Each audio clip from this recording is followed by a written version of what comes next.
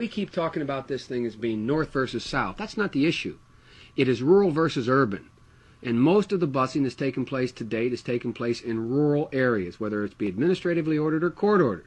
Now we're moving into applying the same standards to urban areas. And it is a standard that doesn't make sense. It doesn't apply. It doesn't hold. We're moving from trying to, in urban areas, we've had integrated facilities but segregated neighborhoods. And in rural areas, we've traditionally had integrated neighborhoods but segregated facilities. And they've applied the same standard and the same test.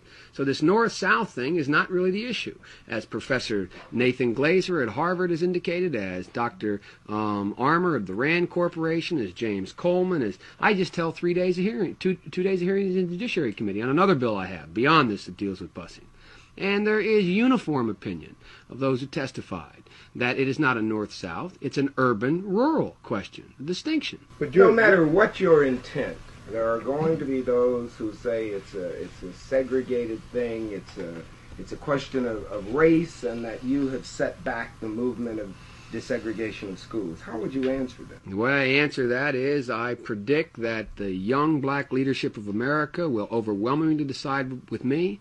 I predict that in 1980 and 84, my position will be totally vindicated by the sociologists and by the civil rights advocates. I come from that side of the track. That's where I'm from. I was a defense lawyer. I handled civil rights cases. I sat in on Route 40. I'm not from the other side of this. And I happen to think that the one way to ensure that you set the civil rights movement in America further back is to continue to push busing, because it's a bankrupt policy. And that's why I think I'll be vindicated. I don't include myself with pro or anti-busing forces. I think the only group that can determine whether or not a constitutional violation exists are the federal courts of the United States of America. No one else has that right. Secondly, a federal court of the United States of America determining a violation of the Constitution with regard to school desegregation cases must find that there is a specific intent to segregate before they can order busing. That I abide by, that I legislate by, that I hold by.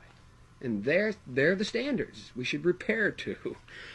It's difficult to establish intent, but it's clearly possible. Factually, it can be established. The Supreme Court 8-0 ruled yesterday that they must find that. And you very well know, as covering this area as long as you have, that there are legal standards by which you bring in burdens of proof to establish whether or not there was a specific intent.